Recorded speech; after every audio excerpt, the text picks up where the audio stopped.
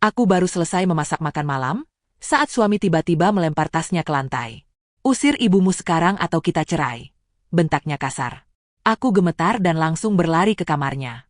Kutemukan. Sebelum ceritanya dimulai, silakan tulis di kolom komentar dari daerah mana saja teman-teman yang menonton cerita ini. Like dan subscribe jika kalian suka kisah sedih, kisah inspiratif, kisah balas dendam atau drama rumah tangga seperti ini. Aroma wangi dari cat dinding yang baru mengering masih menguar tipis di udara, bercampur dengan keharuman pengharum ruangan beraroma melati kesukaan ibu. Aku mengusap peluh di dahi sambil merapikan ujung spray bermotif bunga mawar yang baru saja kubeli minggu lalu. Hari ini adalah hari yang paling kunantikan seumur hidupku. Setelah bertahun-tahun hidup sendiri di kampung sejak kepergian bapak, akhirnya ibu bersedia pindah dan menghabiskan masa tuanya tinggal bersama kami di kota. Aku tersenyum menatap pantulan diriku di cermin meja rias tua yang sengaja kubawa dari rumah lama. Ada perasaan lega yang luar biasa mengalir di dadaku. Selama ini, kekhawatiranku selalu tertuju pada ibu yang semakin rentan tanpa ada sanak saudara yang merawat di desa sana. Dan yang paling membuat hatiku menghangat tak terkira adalah sikap suamiku, Dimas. "Sayang, kamarnya sudah rapi." Suara bariton Dimas memecah lamunanku. Ia berdiri di ambang pintu dengan senyum yang begitu meneduhkan. Kemeja kerjanya yang masih rapi digulung sebatas siku, menampilkan kesan pria pekerja keras yang begitu bertanggung jawab memimpin keluarga kecil kami. "Sudah, Mas. Aku sengaja memilih warna cat krem pastel pucat ini," kata tukang bangunannya. "Warna ini bikin suasana ruangan lebih tenang dan tidak menyilaukan mata orang tua." "Ibu pasti suka," jawabku sambil melangkah mendekatinya, merapikan kerah kemejanya yang sedikit miring karena seharian di kantor. Dimas mengangguk pelan, tangannya yang besar mengusap puncak kepalaku dengan lembut. "Pilihan yang sangat bagus. Warna cat ini memang membuat ruangan terasa jauh lebih hangat. Pokoknya, kita berdua harus membuat ibu senyaman mungkin tinggal di sini. Bagaimanapun juga, ibu adalah orang tua kita satu-satunya sekarang. Aku ingin dia merasa ini adalah rumahnya sendiri." Air mataku hampir menetes merespons ucapannya yang begitu tulus. Betapa beruntungnya aku memiliki belahan jiwa seperti Dimas. Di saat banyak istri di luar sana mengeluhkan suami yang acuh tak acuh atau bahkan enggan mengurus mertua, Dimas justru menyambut kedatangan ibu dengan tangan terbuka lebar tanpa sedikit pun keluhan. Suara deru mesin mobil dari halaman depan menyentak kesadaranku. Itu pasti taksi daring yang membawa ibu dari stasiun kereta. Aku setengah berlari keluar rumah, diikuti langkah tegap Dimas di belakangku. Benar saja, sesosok wanita parubaya dengan kebaya kutu baru sederhana dan wajah yang mulai dipenuhi gurat-gurat halus melangkah turun dari mobil. Aku langsung berhamburan memeluknya, menumpahkan segala rindu yang selama ini mengendap. "Ibu, akhirnya sampai juga. Perjalanannya lancar kan, Bu?" ucapku dengan suara bergetar menahan isak tangis bahagia. "Iya, enduk. Lancar semua. Maaf ya kalau ibu merepotkan kalian dengan barang bawaan yang sebanyak ini," balas ibu dengan senyum teduhnya, menunjuk pada 2 koper lusuh dan sebuah tas jinjing besar dari kulit sintetis yang terlihat sangat padat. "Sama sekali tidak repot, Bu." Justru Dimas yang paling semangat menyambut kedatangan ibu dari kemarin. Potong Dimas yang tiba-tiba sudah berada di samping kami. Ia langsung mengambil alih 2 koper dan secara khusus meraih tas jinjing besar milik ibu, memamerkan senyum paling ramah yang pernah kulihat. Tangannya mencengkeram erat gagang tas jinjing tersebut, seakan enggan melepaskannya. "Mari, Bu, silakan masuk. Kamar ibu sudah Arini siapkan khusus. Paling nyaman dan luas di rumah ini." Ibu menatap Dimas dengan mata berkaca-kaca, penuh rasa syukur yang tak terhingga. Sepanjang malam itu, suasana rumah terasa begitu hidup dan sempurna. Makan malam kami diwarnai tawa lepas dan cerita masa lalu. Dimas melayani ibu bak seorang abdi melayani tamu kehormatan. Ia mengambilkan lauk pauk, menuangkan air minum hangat, dan terus memastikan ibu tidak kekurangan suatu apapun di meja makan. Namun, saat malam semakin larut, gerimis mulai turun, dan ibu sudah tertidur lelap di kamarnya, kebahagiaan semu ini perlahan mulai menampakkan retakannya. Sebuah kejanggalan yang selama ini mungkin terlalu kuabaikan karena rasa cintaku yang terlalu buta padanya. Aku terbangun sekitar pukul 2 dini hari karena tenggorokanku terasa begitu kering. Saat tanganku meraba sisi tempat tidur di sebelahnya, ruang kosong yang dingin menyapaku. Dimas tidak ada di sana. Samar-samar, melalui celah pintu kamar yang sedikit terbuka, aku mendengar suara gumaman pelan dari arah balkon belakang yang terhubung dengan ruang keluarga. Aku melangkah pelan tanpa menimbulkan suara, berniat mengejutkannya atau sekadar bertanya mengapa ia belum tidur. Namun, langkahku terhenti membeku tepat di balik gorden tebal yang setengah terbuka. Dimas sedang menelepon seseorang, Suaranya ditekan begitu rendah dan penuh kehati-hatian, tetapi keheningan malam yang pekat membuatku bisa mendengar dengan jelas setiap kata tajam yang meluncur dari bibirnya. Iya, perempuan tua itu sudah masuk perangkap kita. Tadi siang dia bawa semua dokumen penting di tas kulit besar yang kubawakan masuk ke kamarnya. Tenang saja, besok siang saat Arini pergi ke pasar, aku akan menggeledah tasnya. Pastikan kau sudah menyuap orang di kantor pertanahan itu. Dek, jantungku serasa dihantam palu godam, berhenti berdetak selama beberapa detik. Kakiku terpaku di lantai granit yang dingin. Perempuan tua? Perangkap? Kantor pertanahan? Sebelum otakku bisa memproses rentetan fakta mengerikan yang baru saja kudengar, tubuh Dimas berbalik secara tiba-tiba. Matanya yang biasanya meneduhkan kini berkilat tajam menembus kegelapan, langsung menatap tepat ke arah bayanganku yang membeku di balik gorden. Arini? Sedang apa kamu berdiri di situ? Tegurnya dengan nada suara datar, dingin, dan benar-benar asing. Sementara tangan kanannya perlahan merogoh sesuatu dari dalam saku celananya saat kakinya mulai mengambil langkah pelan mendekatiku. Langkah kakinya terdengar begitu berat, bergema di keheningan malam yang mencekam. Tangannya yang masuk ke dalam saku celana perlahan ditarik keluar. Alih-alih sebuah ancaman atau benda berbahaya, Dimas justru mengeluarkan sebungkus rokok dan sebuah pemantik api. Wajahnya yang tegang seketika melunak, kembali memancarkan senyum lembut yang menipu mataku. Sayang? Kenapa pucat begitu? Tanyanya lembut sambil menyalakan rokok, menghembuskan asapnya perlahan ke udara. Kamu dengar pembicaraanku dengan klien barusan? Maaf ya, malam-malam begini aku masih harus mengurus sengketa lahan milik seorang nenek tua di proyek kantorku. Pihak lawan sangat licik, jadi aku harus memikirkan strategi untuk menjebaknya. Penjelasannya mengalir begitu lancar, tanpa jeda, dan sangat masuk akal. Dadaku yang tadinya sesak oleh kepanikan perlahan melonggar. Aku mengutuk diriku sendiri di dalam hati karena sempat mencurigai suamiku yang begitu bekerja keras demi keluarga. Setelah ia meyakinkanku untuk kembali tidur dan memelukku hangat, malam itu berlalu tanpa kecurigaan lanjutan. Namun, sandiwara manis itu ternyata tidak bertahan lebih dari 12 jam. Tragedi itu pecah keesokan siangnya, berawal dari hal yang sangat sepele. Ibu yang berniat membantu menyapu ruang tamu, tanpa sengaja menyenggol guci keramik hiasan milik Dimas hingga pecah berantakan di atas lantai. Suara pecahan keramik yang memekakan telinga itu memancing Dimas keluar dari ruang kerjanya. Wajahnya seketika memerah padam, urat-urat di lehernya menonjol keluar, dan topeng menantu idaman yang ia kenakan semalaman runtuh tak bersisa. Perempuan tua tidak berguna. Matamu ditaruh di mana? Bentak Dimas dengan suara menggelegar, membuat tubuh ringkih ibu bergetar hebat karena ketakutan. Mas! Astagfirullah. Kenapa kamu kasar begitu? Itu cuma guci, nanti aku belikan yang baru dari uang tabunganku. Aku berlari memeluk bahu ibu, berusaha melindunginya dari tatapan beringas suamiku yang seolah siap menerkam. Cuma guci kamu bilang? Itu barang mahal. Ibumu ini sudah menumpang. Merepotkan, sekarang malah menghancurkan barang di rumahku. Dimas sama sekali tidak memedulikan tangisanku. Tangannya yang besar dan kasar mencengkeram lengan ibu tanpa ampun, menariknya paksa menuju pintu depan. Ampun, Dimas. Ibu minta maaf. Nak, ibu benar-benar tidak sengaja. Mata ibu sudah rabun. Rintih ibu dengan air mata yang membasahi pipi keriputnya.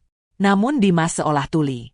Dengan sekali dorongan kasar, ia mengusir ibu keluar dari pintu utama, membiarkan wanita yang telah mempertaruhkan nyawa melahirkanku itu jatuh terduduk di atas kerasnya aspal jalanan di depan pagar. Pergi dari rumahku. Bawa perempuan tua ini menjauh dari pandanganku sekarang juga, atau kalian berdua yang angkat kaki. Teriaknya sebelum membanting pintu utama dengan keras, menguncinya dari dalam. Beberapa detik kemudian, ia melempar kunci mobilnya dari jendela kaca yang terbuka, tepat mengenai dadaku. Pindahkan mobilku dari depan gerbang. Aku muak melihat wajah ibumu di sana. Tubuhku gemetar hebat. Air mata mengalir deras tanpa bisa kutahan. Aku bergegas memapah ibu yang masih menangis sesenggukan, membersihkan luka lecet di lututnya, dan mendudukannya di kursi teras tetangga yang kebetulan kosong. Hatiku hancur lebur melihat ibuku diperlakukan layaknya kotoran oleh laki-laki yang selama ini kucintai. Dengan tangan yang masih bergetar dan napas memburu, aku melangkah masuk ke dalam mobil Dimas. Bau wangi pewangi mobil bercampur dengan aroma tajam cat besi pada pagar garasi menyengat hidungku. Aku memutar kunci kontak. Mesin menderu, dan layar dashboard otomatis menyala terang. Tanpa sengaja, tanganku yang gemetar menyenggol tombol pemutar media pada layar sentuh. Sistem itu rupanya masih terhubung dengan alat perekam suara digital yang tergeletak sembarangan di dalam laci dashboard yang setengah terbuka.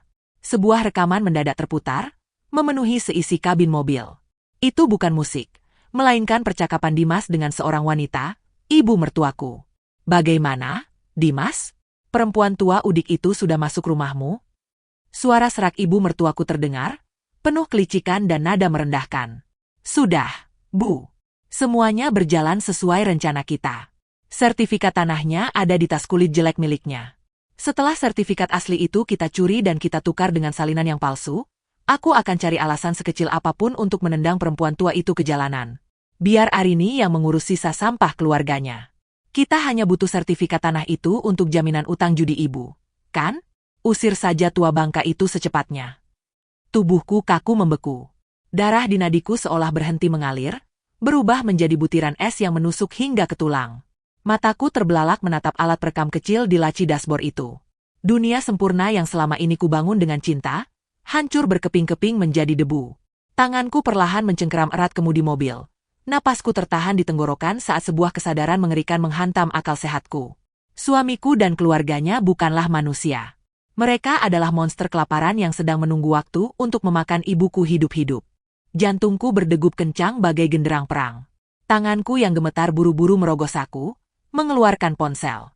Tanpa membuang waktu 1 detik pun, aku menyalakan fitur perekam di ponselku dan mendekatkannya ke pelantang suara mobil. Kuputar ulang percakapan keji itu, merekam setiap kata, setiap tarikan napas licik suamiku dan ibu mertuaku.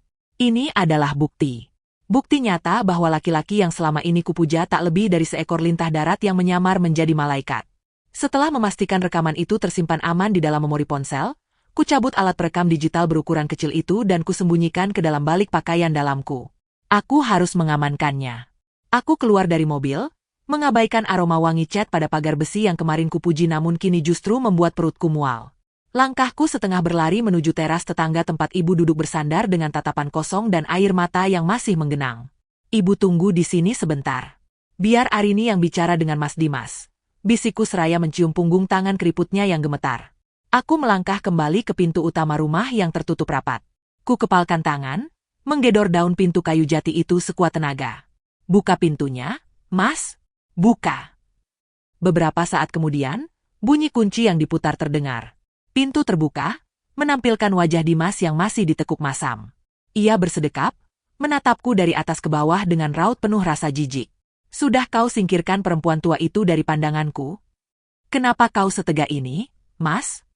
Suaraku bergetar, bukan lagi karena tangis, melainkan amarah yang mulai mendidih di pangkal tenggorokan.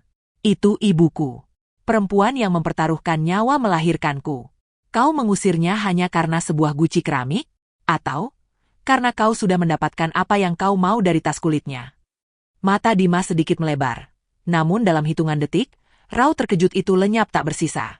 Ia malah menyeringai, menampilkan tawa sinis yang menggema menakutkan di ruang tamu. Apa maksudmu? Tas kulit? Oh, jangan bilang ibumu yang pikun itu mulai mengarang cerita yang tidak-tidak untuk menarik simpatimu. Dimas maju selangkah, menunjuk tepat ke depan wajahku dengan telunjuknya yang besar. Dengar ya, Arini. Ibumu itu sudah mulai tidak waras. Sejak datang kemarin, dia terus-menerus menggerutu, membongkar lemari kerjaku, dan sekarang dia sengaja menghancurkan barang berhargaku.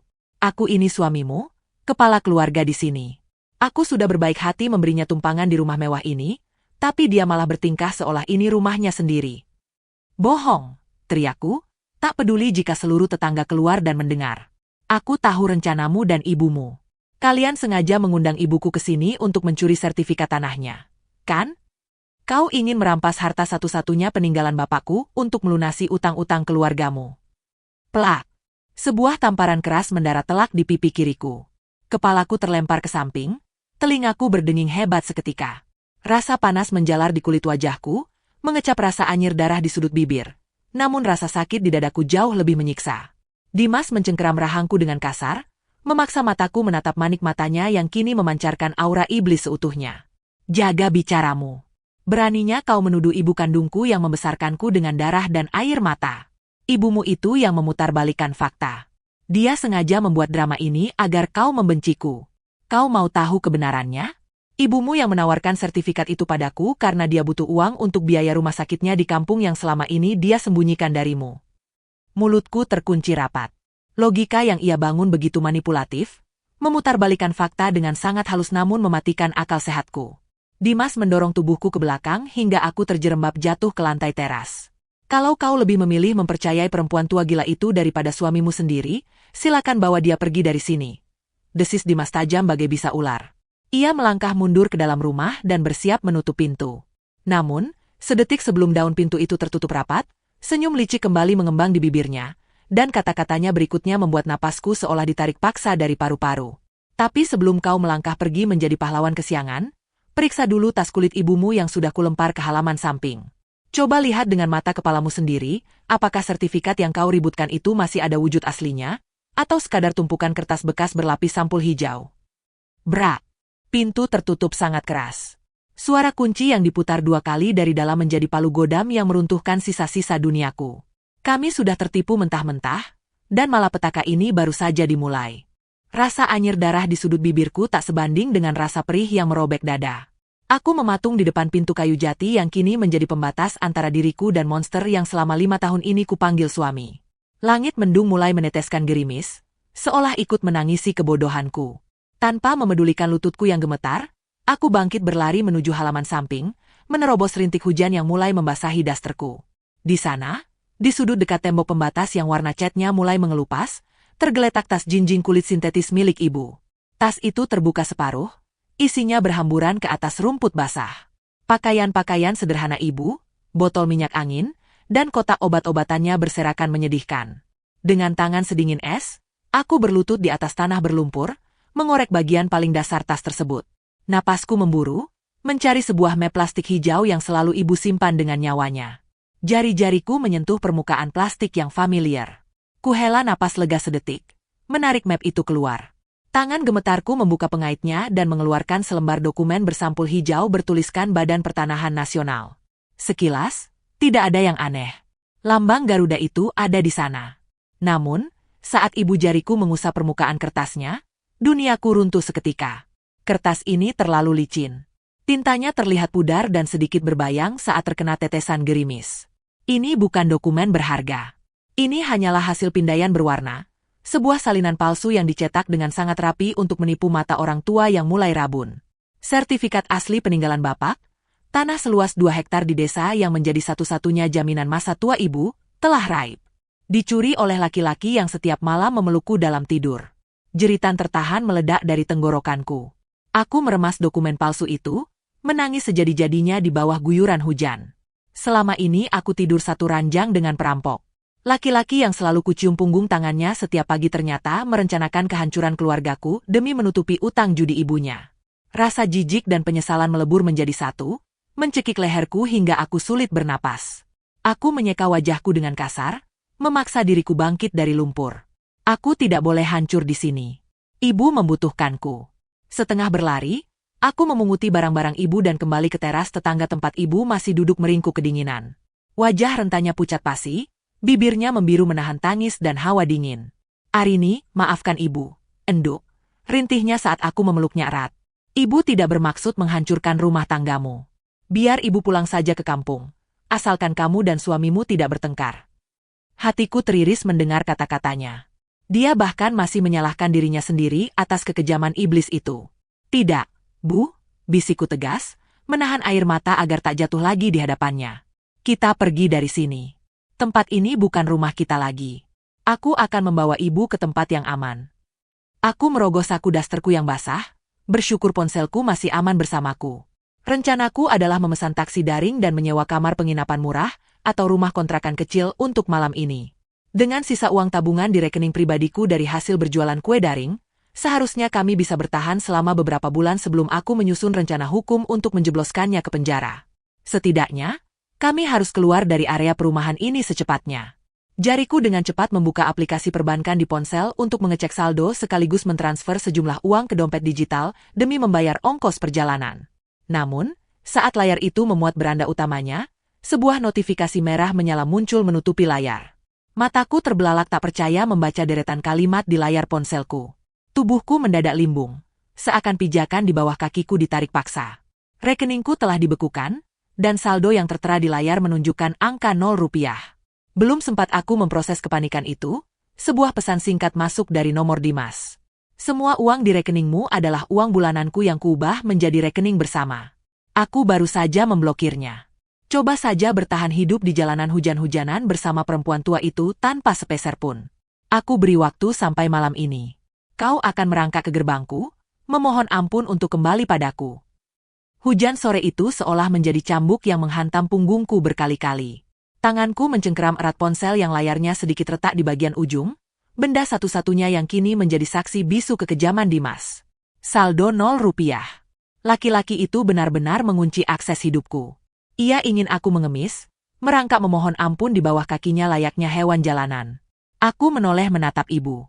Tubuh rentanya menggigil hebat di bawah naungan atap teras tetangga yang tampaknya sedang kosong karena penghuninya bekerja. Bibir ibu membiru, tatapannya kosong menembus tirai hujan. Aku tidak punya waktu untuk meratapi nasib. Dengan tangan gemetar, aku mengorek saku daster basahku yang lain. Ada gulungan uang kertas, sisa kembalian belanja sayur di pasar 2 hari lalu yang sengaja kusimpan. Jumlahnya tak seberapa, hanya cukup untuk makan sehari 2 hari, tapi ini satu-satunya harapan kami saat ini.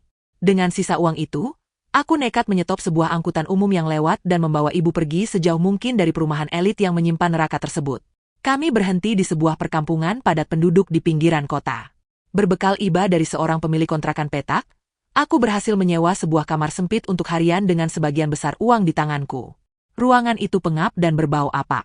Dindingnya lembab dengan cat warna hijau pudar yang sudah mengelupas di sana-sini, memperlihatkan semen kasar yang berjamur.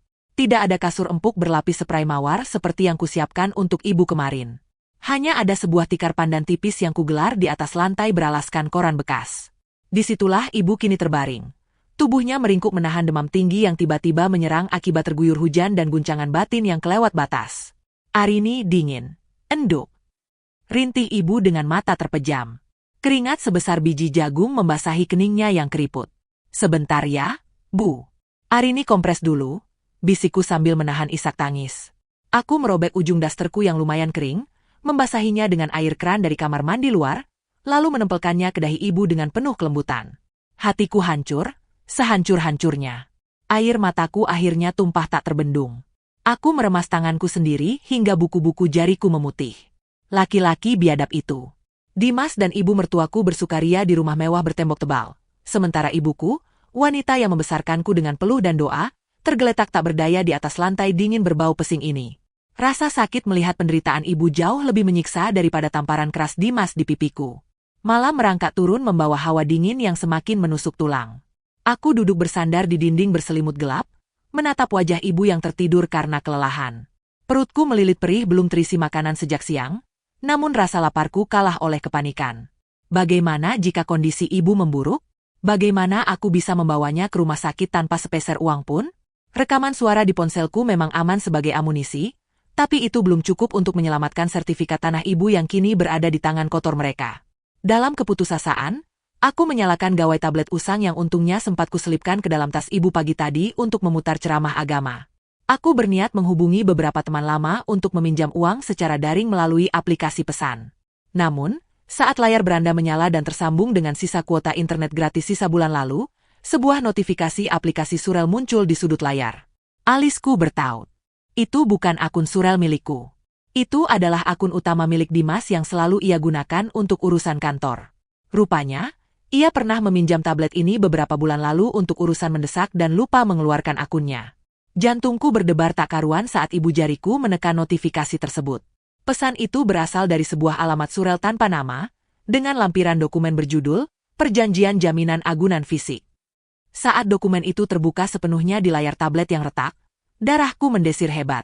Mataku terbelalak membaca nama yang tertera sebagai penjamin, dan rincian nominal utang yang jumlahnya membuat napasku seakan berhenti berdetak di tenggorokan. Cahaya redup dari layar gawai tablet itu menyorot wajahku yang kaku, mengukir bayangan menakutkan di dinding kamar beralas cat hijau pudar yang mengelupas. Mataku membaca rentetan kalimat dalam dokumen elektronik itu berulang kali, berharap bahwa rentetan aksara yang terpampang di sana hanyalah halusinasi akibat perut yang kosong dan kelelahan mental. Namun, deretan angka 0 yang berjejer panjang di layar itu terlalu nyata untuk disangkal. Itu adalah sebuah surat perjanjian utang piutang dengan jaminan fisik. Dan jaminan yang tertulis di sana, dengan sangat jelas dan rinci, adalah sebidang tanah seluas 2 hektar di desa tempat asalku, lengkap dengan nomor sertifikat hak milik yang sudah kuhafal di luar kepala. Tanah peninggalan bapakku. Tanah yang akan menjadi penyambung hidup ibu di masa tuanya. Napas di dadaku terasa begitu berat. Seolah ada bongkahan batu besar yang menghimpit paru-paruku. Di bawah rincian jaminan itu, tertera nama ibu mertuaku sebagai pihak peminjam, dan sebuah nama asing bergelar, Tuan, yang dari rekam jejak nama perusahaannya jelas merupakan seorang rentenir kelas kakap, lintah darat berkedok koperasi simpan pinjam. Jumlah utang yang tertera membuat kepalaku pening bukan kepalang, 500 juta rupiah. Aku terus menggulir layar gawai tersebut, membuka utas surel balasan antara Dimas dan ibu mertuaku yang sengaja diteruskan ke alamat ini. Fakta demi fakta busuk mulai bermunculan bak bangkai yang akhirnya terendus. Selama ini, gaya hidup mewah keluarga Dimas, mobil Eropa yang ia banggakan, hingga rumah besar bertembok tinggi itu, semuanya dibangun di atas tumpukan utang. Ibu mertuaku ternyata memiliki kecanduan judi kelas berat, menghabiskan ratusan juta di meja pertaruhan gelap, dan Dimas, anak kesayangannya, selalu menjadi pelindung yang menutupi jejak kotor ibunya. Mereka sudah kehabisan aset untuk digadaikan. Bank resmi telah memasukkan nama mereka ke dalam daftar hitam. Itulah sebabnya, mereka merancang skenario keji ini. Membujuk ibu untuk tinggal bersama kami, mengambil tas kulitnya, menukar sertifikat aslinya dengan salinan palsu, lalu membuang ibu ke jalanan seperti sampah setelah mereka mendapatkan apa yang mereka inginkan. Air mataku sudah mengering, berganti dengan luapan amarah yang mendidih membakar setiap pembuluh darahku. Aku menoleh ke arah ibu yang masih terlelap dengan napas tersengal di atas tikar tipis. Wajahnya yang keriput tampak begitu damai sekaligus menyedihkan. Berapa banyak keringat yang bapak dan ibu peras untuk membeli tanah itu? Berapa banyak doa yang mereka panjatkan agar tanah itu bisa menghidupi anak cucu mereka kelak? Dan kini, sekelompok lintah darat berniat merampasnya hanya untuk menutupi nafsu serakah dan gaya hidup kotor mereka. Aku kembali menatap layar gawai. Ada satu rincian krusial yang tertera di bagian paling bawah surat perjanjian dari rentenir tersebut. Dokumen fisik sertifikat memang sudah ada di tangan lintah darat itu. Namun karena tanah tersebut merupakan harta warisan, pihak rentenir dan notaris bodong sewaan mereka memberikan syarat mutlak. Pencairan dana tahap akhir dan proses pemindahan nama secara paksa baru bisa dilakukan jika ada tanda tangan pelepasan hak dari ahli warisah. Yaitu diriku, atau ibu. Tenggat waktunya adalah akhir pekan ini. Jika dalam 3 hari tanda tangan itu tidak diserahkan, rentenir itu mengancam akan mengirimkan preman untuk menyita paksa rumah Dimas yang menjadi jaminan tambahan. Pantas saja Dimas begitu percaya diri mengusir ibu, memblokir rekeningku, dan membiarkanku terlunta-lunta di jalanan tanpa uang sepeser pun. Laki-laki licik itu yakin bahwa rasa lapar dan penderitaan akan memaksaku merangkak kembali ke pelukannya, mengemis perlindungan, dan pada saat itulah ia akan menyodorkan kertas pelepasan hak tanah itu untuk kutandatangani tanpa perlawanan. Mereka pikir aku adalah perempuan bodoh yang hanya bisa menangis saat diinjak-injak. Mereka salah besar. Aku menutup aplikasi surel itu perlahan, menghapus jejak pembacaanku, lalu mematikan layar gawai. Tanganku yang sejak tadi gemetar kini berubah menjadi sangat tenang. Rasa dingin yang mencekam perlahan merayap ke seluruh tubuhku, mematikan segala sisa cinta dan belas kasih yang pernah kumiliki untuk suamiku. Aku menatap langit-langit kamar yang bocor. Masa menangis telah habis. Kini saatnya mereka yang harus membayar setiap tetes air mata ibuku dengan darah dan kehancuran mereka sendiri. Tepat saat aku mulai menyusun rencana pembalasan di dalam kepalaku, sayup-sayup terdengar suara langkah kaki berat yang mendekat ke arah luar kamar kontrakanku. Langkah itu berhenti tepat di depan pintu papanku yang ringkih. Lalu, terdengar suara ketukan pelan yang mengancam, diikuti oleh suara bariton yang paling kubenci di dunia ini. Ketukan mematikan itu tiba-tiba memecah keheningan, disusul suara berat yang merambat melalui celah bawah pintu. "Buka, Arini. Aku tahu kamu di dalam." Itu benar-benar suara Dimas. Laki-laki itu rupanya melacak keberadaanku, entah dari sinyal gawai, transaksi aplikasi taksi daring, atau sekadar menyewa orang untuk menguntitku. Aku menarik napas dalam-dalam, menekan segala gejolak amarah ke dasar perutku, lalu memutar kunci dengan tangan yang sudah tak lagi gemetar. Pintu terbuka berderit. Dimas berdiri di ambang pintu, mengenakan jaket kulit mahalnya, menatap sekeliling dengan raut wajah jijik, seolah udara di depan kamar ini mencemari paru-parunya. Matanya menatap tajam ke arah dinding luar yang lapisan cat hijau pudar itu sudah mengelupas parah dan berjamur. Tempat yang sangat cocok untuk orang-orang keras kepala. Cibirnya pelan. Ia tidak melangkah masuk, hanya merogoh saku jaketnya dan melemparkan sebuah map plastik berwarna merah ke dadaku. Map itu jatuh ke lantai dengan suara berdebuk yang keras. "Aku bukan pria tak berperasaan, Arini," ucapnya dengan nada merendahkan yang kental. "Aku tahu ibumu sedang sakit parah di dalam sana. Di dalam map itu ada surat kesepakatan damai. Tanda tangani, Dan aku akan memberikan uang 5 juta rupiah malam ini juga untuk membawa ibumu ke klinik kumuh manapun yang kau mau. Aku juga akan mengizinkanmu pulang ke rumahku. Tapi ingat, ibumu harus kembali ke kampung besok pagi juga.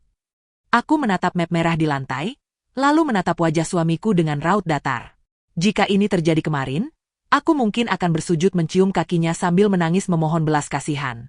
Tapi hari ini, aku tahu persis bahwa kertas di dalam map itu bukanlah kesepakatan damai untuk memaafkan, melainkan surat pelepasan hak ahli waris atas tanah ibu yang mereka butuhkan untuk mencairkan uang rentenir. Beri aku waktu sampai besok untuk membacanya. Jawabku dengan suara serak, sengaja memalsukan kelemahan dan keputusasaan di mataku. Dimas tersenyum miring, puas melihat kepatuhanku yang ia anggap sebagai kekalahan mutlak. Jangan terlalu lama berpikir. Penawaranku ada batas kedaluarsanya. Ia membalikan badan dan berjalan pergi menembus lorong gelap kontrakan tanpa menoleh lagi, meninggalkan aroma parfum mewahnya yang kini terasa memuakan. Begitu sosoknya menghilang dari pandangan, aku bergegas masuk dan mengunci pintu rapat-rapat. Kuambil map merah itu dan menarik paksa isinya. Benar saja, di balik judul dokumen yang sengaja dibuat rumit, intinya adalah surat kuasa pelepasan hak atas tanah secara sepihak.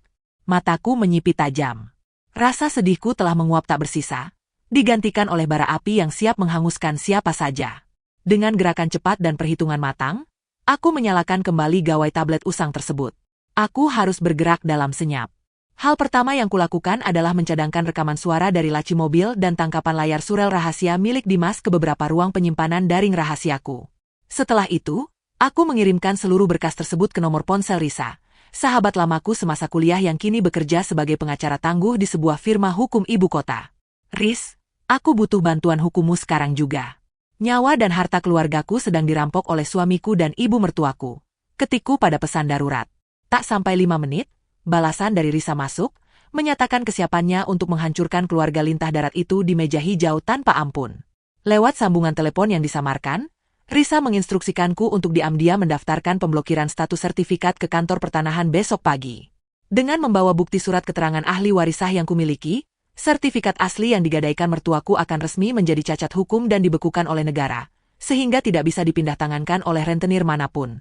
Aku tersenyum tipis, sebuah senyum dingin yang belum pernah terukir di wajahku sebelumnya. Rencana pembalasan yang elegan dan mematikan mulai tersusun rapi di kepalaku. Malam itu juga, aku mengirimkan pesan balasan ke nomor ponsel Dimas, memainkan peran sebagai istri yang hancur dan menyerah pada nasib. Mas, aku kalah. Aku setuju untuk menandatangani surat ini demi biaya berobat ibu. Tapi aku mohon, aku ingin kita melakukannya secara resmi di rumahmu lusa nanti, di depan ibu mertua, agar aku yakin kalian mau menerimaku kembali. Pesan itu bercentang biru. Dimas langsung membalas dengan kata, bagus. Tanpa menyadari bahwa ia baru saja memesan tiket VVIP menuju nerakanya sendiri. Aku tertawa getir dalam diam. Namun, tawaku terhenti seketika saat aku merapikan kembali kertas dari map merah itu untuk kusimpan sebagai barang bukti.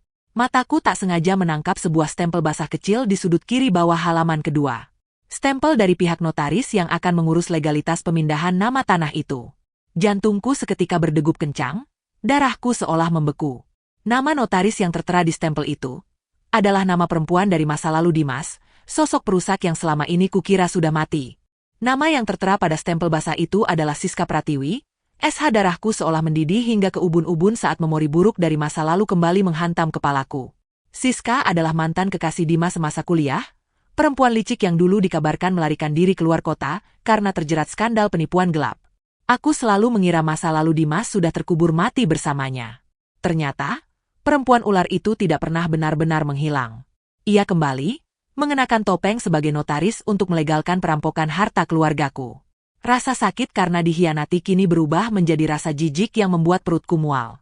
Namun, tidak ada waktu untuk meratapi keterkejutan ini. Menjelang fajar menyingsing, aku sudah bergerak. Menggunakan sedikit uang pinjaman yang dikirimkan Risa ke rekening baruku, aku menyewa seorang perawat panggilan terpercaya untuk menjaga ibu di kamar kontrakan. Dengan membawa seluruh dokumen asli berupa kartu keluarga dan surat keterangan ahli waris peninggalan bapak, aku melangkah mantap menuju kantor pertanahan daerah. Sesuai petunjuk Risa sang pengacara, aku mengajukan permohonan pemblokiran status sertifikat tanah. Prosesnya berjalan lancar karena bukti kedudukanku sebagai anak kandung sangat kuat. Begitu petugas mengesahkan status blokir tersebut, selembar kertas bukti resmi berada di tanganku. Kini, Sertifikat tanah bersampul hijau yang ada di tangan rentenir itu tidak lebih dari sekadar rongsokan sampah tak bernilai. Secara hukum, tanah ibu aman. Jaring perangkapku telah terbentang sempurna dan siap menjerat mangsa. Siang harinya, sandiwara terbesarku dimulai. Aku sengaja tidak mandi, mengenakan daster kumal yang basah oleh keringat, dan membiarkan wajahku tampak sepucat mayat. Aku melangkah gontai menyusuri jalanan perumahan elit, melewati pagar besi dengan lapisan cat hitam mengkilap yang dulu sering kubersihkan sendiri. Saat aku mengetuk pintu kayu jati rumah Dimas, ibu mertuaku yang membukanya. Senyum pongah langsung tercetak di bibir bergincu merahnya yang tebal. Wah, lihat siapa yang akhirnya merangkak pulang seperti anjing kelaparan. Cibirnya tajam, suaranya menggema memantul di dinding ruang tamu. Aku menunduk dalam-dalam, memaksakan air mata buaya menetes membasahi pipiku. Ibu, maafkan Arini. Arini mohon, tolong bantu biaya rumah sakit ibu kandung Arini. Arini bersedia tanda tangani surat apa saja. Asalkan Mas Dimas mau menerima Arini kembali di rumah ini, ratapku dengan suara serak dan bergetar yang kubuat semenyedihkan mungkin. Mendengar rintihanku, Dimas muncul dari balik punggung ibunya. Ia bersedekap dengan dada membusung bangga. Sudah kubilang, Bu, perempuan ini tidak akan bisa hidup tanpa uangku. Ujarnya sombong, menatapku sangat rendah. Bagus. Besok siang Siska akan datang membawa dokumen resminya. Kau tinggal tanda tangan dan ambil uang recehmu. Mas? Panggilku pelan, memainkan peran istri penurut yang putus asa. Bolehkah, saat penandatanganan besok, Mas mengundang keluarga besar? Paman dan bibimu dari pihak mendiang ayah? Arini ingin mereka menjadi saksi bahwa Mas Dimas adalah suami yang sangat baik hati karena mau menyelamatkan ibu kandung Arini. Sekaligus membersihkan nama Arini dari kesalahpahaman kemarin. Ego Dimas dan ibu mertuaku seketika mengembang sempurna. Ide untuk dipuja sebagai dewa penolong yang dermawan di hadapan seluruh keluarga besar adalah kelemahan terbesar bagi manusia-manusia gila hormat seperti mereka. Ibu mertuaku tertawa sinis. Ide bagus. Biar seluruh keluarga tahu betapa murah hatinya anakku memungut sampah sepertimu. Malam itu, aku disuruh tidur di kamar pelayan yang sempit dan pengap. Di atas kasur tipis, aku menatap langit-langit sambil menahan senyum dingin. Mereka mengira telah memegang kendali penuh, tanpa menyadari bahwa panggung eksekusi kehancuran mereka sedang kusiapkan dengan tanganku sendiri. Hari penandatanganan tiba. Suasana rumah begitu ramai oleh kerabat keluarga Dimas yang duduk di ruang tengah, menikmati hidangan mewah dan memuji-muji kebaikan Dimas. Aku berjalan perlahan keluar dari kamar pelayan, menyembunyikan ponsel pintar berisi rekaman suara dan surat blokir pertanahan di balik saku rokku. Aroma cat ruangan yang wangi terasa begitu kontras dengan busuknya niat orang-orang di dalamnya. Di ruang tamu, di atas meja kaca yang megah, tumpukan dokumen pelepasan hak sudah disiapkan. Ibu mertuaku duduk dengan wajah berseri-seri penuh kemaruk. Di sebelahnya, duduk seorang perempuan berpenampilan modis dengan jas kerja rapi. Itu benar-benar Siska, sang notaris bodong. Namun, langkahku mendadak membeku. Mataku menangkap sebuah pemandangan ganjil yang mengoyak sisa-sisa kewarasanku. Saat Dimas masuk ruangan, Siska bangkit menyambutnya. Dan tepat di hadapan ibu mertuaku yang tersenyum penuh kasih sayang, Dimas dengan tanpa ragu mendaratkan kecupan di kening Siska, lalu mengusap lembut perut perempuan itu yang ternyata sudah membuncit besar di balik jas kerjanya yang longgar. Udara di ruang tamu yang beraroma wangi cat baru itu tiba-tiba terasa seperti racun yang mencekik leherku. Mataku tak berkedip menatap perut buncit Siska yang diusap mesra oleh Dimas. Pemandangan itu mengoyak sisa-sisa kewarasanku. Jadi ini alasan sebenarnya? Lintah darat, utang judi, dan sekarang seorang anak dari hubungan gelap dengan perempuan masa lalu? Mereka merampas tanah peninggalan bapakku bukan hanya untuk menutupi utang, tapi juga untuk membangun kehidupan baru di atas penderitaan ibu kandungku. Siska menyadari tatapanku. Ia segera merapikan kerah jasnya, menutupi tonjolan perutnya dengan senyum culas yang disamarkan sebagai senyum keibuan seorang profesional. Ibu mertuaku berdeham keras, mencoba mengalihkan perhatian paman dan bibi dari pihak keluarga suami yang mulai berbisik-bisik melihat keakraban janggal tersebut. Arini, jangan berdiri saja seperti patung, bentak Dimas dengan raut wajah pongah, kembali mengenakan topeng pahlawannya di depan kerabat. Cepat kemari. Siska ini notaris sibuk. Dia sedang mengandung dan butuh banyak istirahat. Segera bubuhkan tanda tanganmu di atas dokumen ini, ambil uang sumbanganmu, dan bawa ibu kandungmu pergi jauh-jauh dari kehidupanku. Aku melangkah perlahan mendekati meja kaca megah tersebut. Semua mata menatapku. Tatapan iba yang merendahkan dari keluarga Dimas, tatapan kemenangan dari ibu mertuaku, dan cemoohan dari sang notaris bodong. Aku mengambil pena emas yang disodorkan Siska. Tanganku tidak lagi bergetar. Hati dan pikiranku kini sedingin bongkahan es di dasar lautan. Bukannya menandatangani kertas laknat itu, aku justru menjatuhkan pena emas tersebut ke lantai pualam hingga menimbulkan bunyi denting tajam. Sontak, alis Dimas bertaut marah. "Apa yang kau lakukan, perempuan bodoh?" desis Dimas tertahan, menjaga suaranya agar tak terdengar kasar di depan paman dan bibinya. Tanpa menjawab pertanyaan konyolnya, aku merogoh saku roku dan mengeluarkan ponsel. Dengan gerakan cepat yang sudah kulatih berkali-kali di dalam kamar kontrakan, aku menyambungkan pengaturan ponselku ke pelantang suara nirkabel raksasa milik Dimas yang selalu menyala di sudut ruangan. Jari telunjukku menekan tombol putar. Dalam hitungan detik, suara tawa licik ibu mertuaku dan Dimas menggelegar ke seluruh penjuru ruangan, memantul di dinding-dinding berbalut cat putih mengkilap. "Bagaimana, Dimas? Perempuan tua udik itu sudah masuk rumahmu?" "Sudah, Bu. Semuanya berjalan sesuai rencana kita. Sertifikat tanahnya ada di tas kulit jelek miliknya. Biar Arini yang mengurus sisa sampah keluarganya. Usir saja tua bangka itu secepatnya." Suasana ruang tamu seketika hening mencekam. Gelas teh yang dipegang oleh Paman Dimas terlepas dari tangannya, pecah berantakan membasahi karpet mahal. Wajah Dimas berubah pucat pasi, matanya membelalak lebar seperti baru saja melihat malaikat maut. Ibu mertuaku terkesiap hebat, memegangi dadanya seolah terkena serangan jantung mendadak. "Matikan benda itu. Itu rekayasa. Perempuan gila ini memfitnah kita," teriak ibu mertuaku dengan suara melengking, bangkit dari sofa dan berusaha merebut ponsel dari tanganku. Aku mundur selangkah, menepis tangan kotornya dengan kasar. "Fitnah?" balasku dengan suara lantang dan tegas yang menggetarkan ruangan. Aku menarik selembar surat berkop resmi dari saku roku, lalu menampar dokumen itu ke atas wajah kesombongan mereka di meja kaca. "Baca baik-baik, Dimas. Tanda tanganku tidak ada artinya lagi. Sertifikat tanah peninggalan bapakku sudah kublokir secara resmi di instansi pertanahan negara. Kertas yang ada di tangan rentenir kalian itu sekarang tidak lebih dari sampah yang tidak ada harganya. Kalian tidak akan pernah mendapatkan sepeser pun uang dari darah daging keluargaku." Dimas menyambar surat blokir itu. Matanya menyusuri deretan kalimat di sana dengan tangan gemetar hebat. Siska yang ikut mengintip dari balik bahu Dimas seketika lemas dan jatuh terduduk membentur sofa. Rencana busuk mereka hancur lebur tak bersisa. "Kau istri keparat," raung Dimas. Wajahnya merah padam dipenuhi urat yang menonjol. Ia mengangkat tangan besarnya tinggi-tinggi, bersiap mendaratkan pukulan mematikan ke arah wajahku untuk kedua kalinya. Namun, sebelum tangan kotor itu menyentuh kulitku, suara pecahan kaca dari arah jendela depan memecah ketegangan. Pintu utama didobrak paksa dari luar hingga engselnya lepas. Risa, sahabatku sang pengacara belum tiba bersama polisi, melainkan segerombolan pria bertubuh kekar dengan wajah beringas dan tongkat besi di tangan mereka yang merangsek masuk. Di belakang mereka, berdiri seorang pria berkacamata hitam dengan senyum iblis yang sangat menakutkan. "Tuan Rentenir, waktu jatuh tempo sudah habis hari ini, Dimas. Kudengar jaminan tanah dari ibu mertuamu baru saja berstatus cacat hukum?" seru pria berkacamata itu dengan suara dingin yang mencabut nyawa. Ia menunjuk tepat ke wajah Dimas yang kini mematung karena teror. "Hancurkan isi rumah ini dan seret mereka semua sebagai bayaran pengganti." Kekacauan meledak dalam hitungan detik, meruntuhkan segala keangkuhan yang membalut rumah mewah tersebut. Ruang tamu yang dindingnya baru saja dilapisi cat mahal itu, kini berubah menjadi medan penghancuran. Tongkat besi berayun membabi buta, menghancurkan televisi layar datar, memecahkan vas-vas kristal koleksi ibu mertuaku, dan merobek sofa bludru tempat mereka merancang kejahatan. Jeritan histeris bersahut-sahutan mengalahkan suara pecahan kaca. "Ampun, Tuan, beri kami waktu. Menantu sialan ini yang mengacaukan segalanya," raung ibu mertuaku, bersujud memeluk kaki pria berkacamata hitam itu.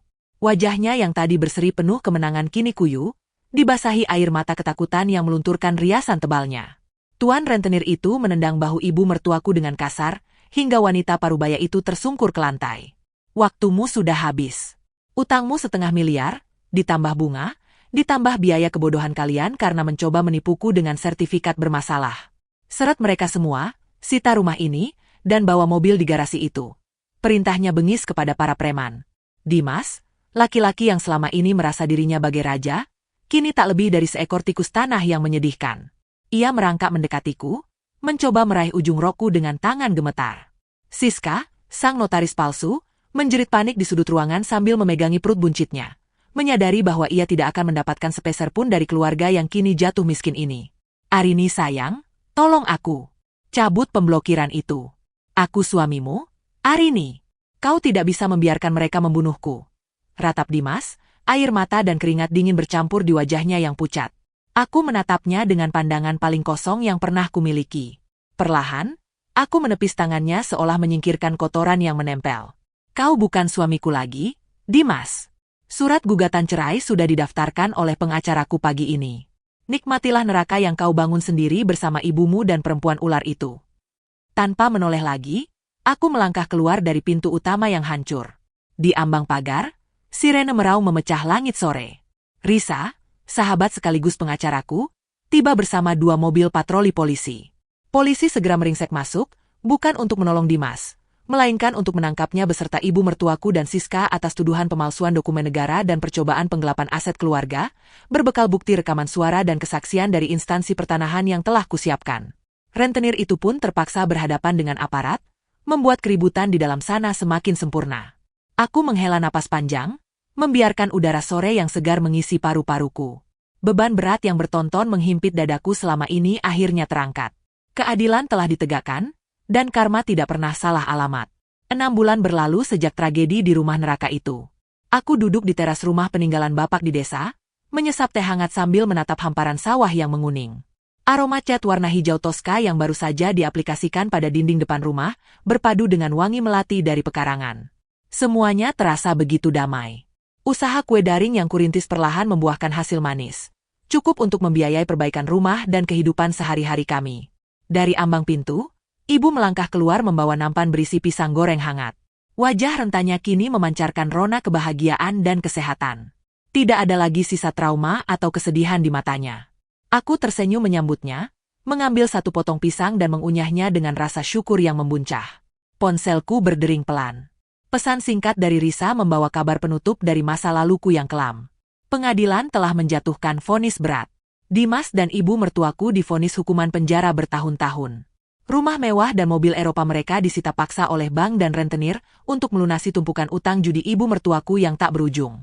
Siska, setelah melahirkan, meninggalkan bayinya di panti asuhan dan kembali melarikan diri, membiarkan Dimas hancur sendirian membusuk di balik jeruji besi tanpa ada satupun keluarga yang sudi menjenguknya.